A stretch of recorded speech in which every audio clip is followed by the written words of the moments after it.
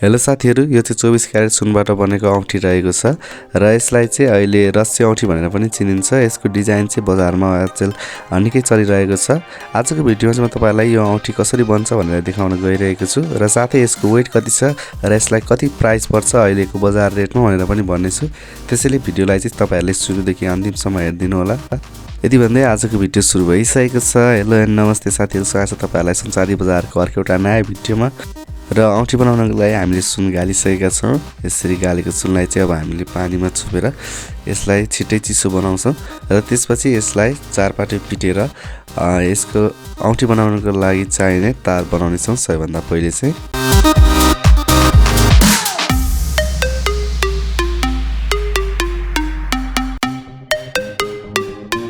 र अब चाहिँ यो सुनलाई यसरी चारपाटे पिटिसकेपछि यसबाट छोइटाहरू छिटिने वा पाप्राहरू उकेर जाने हुन्छ। त्यसै कारणले गर्दाखेरि अब चाहिँ यसलाई एकचोटी सलाएर यसलाई मेसिनमा लगेर पेल्नु पर्छ।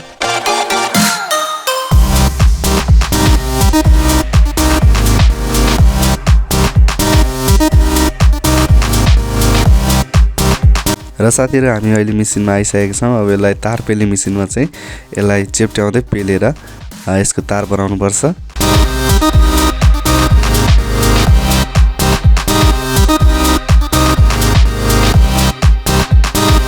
र आफूलाई चाहिए जति लामो भइसकेपछि चाहिँ यसलाई फेरि यो पाता पेल्ने ठाउँमा हालेर यसलाई चेप्ट्याउनु पनि पर्छ हल्का।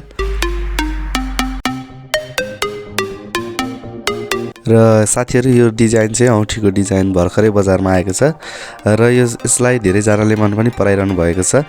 र तपाईहरुलाई चाहिँ यो डिजाइन कस्तो लाग्छ कमेन्ट बक्समा कमेन्ट गर्नु होला। र यो औँठी चाहिँ तपाईहरुले 4 आनादेखि बनाउन सक्नुहुन्छ। 4 आनादेखि चाहिँ यो राम्रै बनिन्छ। मैले यो औँठीको 2-3 वटा वेट र कति प्राइस पर्छ त्यसको भनेर भिडियो पहिले नै बनाएर हालेको छु। तपाईहरुले च्यानल भित्र गएर यो भिडियोलाई हेर्दिन सक्नुहुन्छ।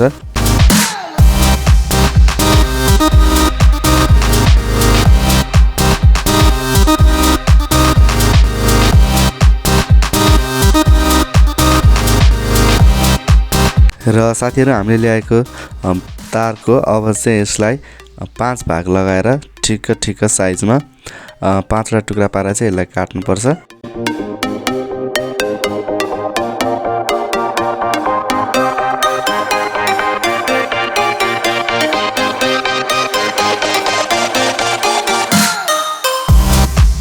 अब यो सुनको तारहरूलाई चाहिँ बटारेर यसबाट औँठी बनाउनको लागि जुन बटारेको तार हुन्छ त्यो रेडी गर्नुपर्ने हुन्छ।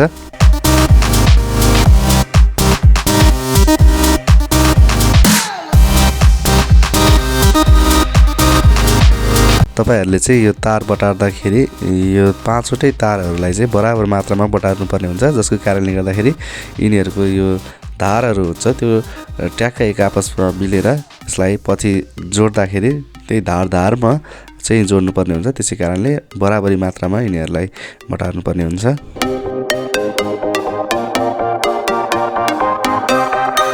तारहरूलाई यसरी बटारिसकेपछि यस्तो देखिन्छ। अब चाहिँ यो तारहरूलाई यिनीहरुको धार मिलाएर राखेर चाहिँ यसलाई रसाउनु पर्ने हुन्छ, जोड्नु पर्ने हुन्छ।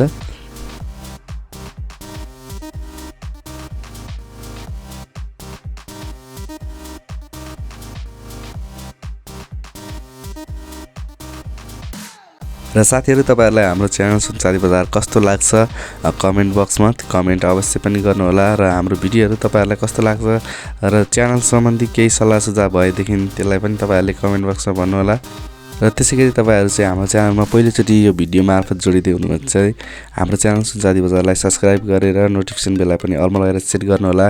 किनभने सुनचाँदीसँग सम्बन्धित तपाईहरुलाई धेरै जानकारीमूलक भिडियोहरु जस्तै कि 22 क्यारेट सुन भनेको के हो, 24 क्यारेट सुन भनेको के हो, 1 तोलामा कति सुन हुन्छ देखि लिएर अन्य विभिन्न इम्पोर्टेन्ट भिडियोहरु चाहिँ हामीले तपाईहरुको लागि च्यानलमा अपलोड गरिरहेका छौं। तपाईहरुले च्यानलको प्लेलिस्टमा गएर सुनसँग सम्बन्धित जानकारी भन्ने प्लेलिस्ट छ, त्यसमा गएर चाहिँ ती भिडियोहरुलाई हेर्न सक्नुहुन्छ। त्यसैगरी बजारमा आएका नयाँ डिजाइनका गरगहनाहरुको भिडियोहरु पनि वेट र प्राइस सहितको भिडियोहरु पनि हामीले च्यानलमा हालिरहेका हुन्छौं। ती भिडियो हेर्नको लागि पनि तपाईहरुले हाम्रो च्यानललाई सब्स्क्राइब गरिदिनु होला।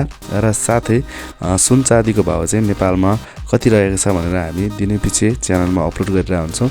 तपाईहरुले कम्युनिटी पोस्टमा गएर हाम्रो च्यानलको त्यहाँ गएर तपाईहरुले हेर्न सक्नुहुन्छ र यदि तपाईहरुले चाहिँ हाम्रो च्यानल सब्स्क्राइब गरेर नोटिफिकेसन बेललाई पनि अलमा लगाएर सेट गर्नु भएको छ भने चाहिँ हामीले सुन चाँदीको भाउ वा अन्य कुनै भिडियोहरु हाल्ने बित्तिकै तपाईहरुकोमा त्यसको नोटिफिकेसन जान्छ र त्यसबाट चाहिँ तपाईहरुले सजिलै हाम्रो भिडियोहरु र सुन चाँदीको भाउ कति छ भनेर हेर्न सक्नुहुन्छ।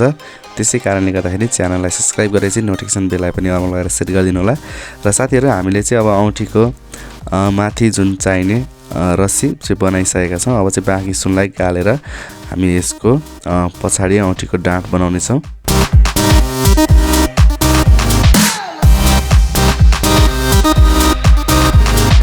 र साथीहरु हामीले अहिले बनाइराखेको औँठीको वेट चाहिँ 50 लाल अर्थात आधी तोला रहेको छ र आनीमा कुरा गर्नुपर्दा चाहिँ 8 आनी हुन्छ र तपाईहरुले चाहिँ यसलाई 4 आनी अर्थात 25 लालदेखि बनाउन सक्नुहुन्छ भनेर मैले तपाईहरुलाई अगाडि पनि जानकारी दिइसके र तपाईहरु तोला लाल र आनीमा कति सुन हुन्छ भनेर यो विषयमा चाहिँ कन्फ्युज हुनु भएको छ भने चाहिँ मैले तपाईहरुलाई अघि पनि भनिसके मैले च्यानलमा यो सम्बन्धी तपाईहरुलाई कम्प्लिट बुझाएर भिडियो हालिसकेको छु।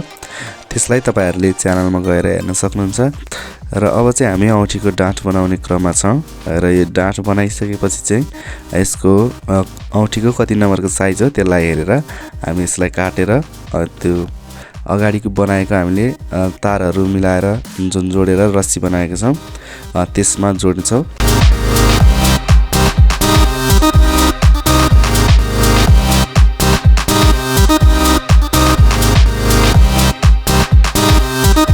र देख्न सक्नुहुन्छ साथीहरु हामीलाई औँठीको लागि चाहिने सम्पूर्ण कुराहरु रेडी भइसकेको छ। अब चाहिँ हामीले यो डाँठलाई यसमा जोड्नु पर्ने हुन्छ।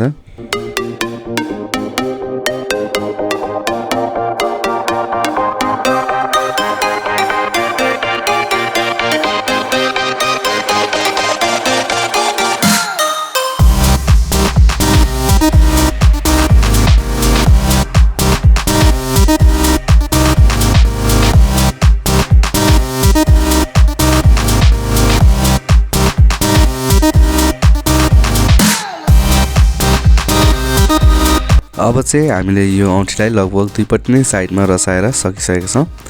अब चाहिँ यसलाई हामी गोल्डन्डामा हालेर यसरी यसको अलिअलि कुचेको नमिलेको ठाउँमा पिटेर मिलाउने गर्छौं र यसको साइज अहिलेसम्म पुगेको छैन भने यसलाई अहिले नै हामी बढाएर यसको साइज ठिक बनाउनु पर्छ। यसरी देख्न सक्नुहुन्छ साथीहरु हाम्रो औँठी लगभग रेडी भइसकेको छ। अब चाहिँ यसमा हामीले रेतेर यसमा के बेसी भएको सुन छ भने त्यसलाई निकाल्नु पर्छ र त्यसैगरी यसको धारहरुलाई मारेर तपाईहरुले लाउँदाखेरि औँठीले नदुखाओस् भनेर यसलाई मिलाउनु पर्ने हुन्छ र हामी त्यो मिलाउँछौं र लगभग मिलाएर रेडी भइसकेको छ। अब यो औँठीलाई चाहिँ हामीले सफा गरेर यसमा चाहिँ कटिङ गर्नुपर्ने हुन्छ, डायमन्ड कटिङ त्यो गर्नेछौं र यो भन्दा अगाडिको भिडियोमा पनि मैले तपाईहरुलाई कटिङ कसरी हुन्छ भनेर देखाएको छु। तपाईहरुले त्यो भिडियोलाई नि हेर्न सक्नुहुन्छ र अन्तिममा चाहिँ हाम्रो यस्तो किसिमले औँठी रेडी भएर निस्किन्छ। र साथीहरु अहिलेको भाउमा यसको प्राइस कति पर्छ भनेर तपाईहरुले भिडियोमा यसरी देख्न सक्नुहुन्छ र यो औँठी तपाईहरुलाई कस्तो लाग्यो, मन परेको छ कि छैन कमेन्ट बक्समा कमेन्ट गर्नु होला र यो भिडियोलाई लाइक गर्दै च्यानललाई पनि सब्स्क्राइब गरिदिनु होला। हस्त धन्यवाद।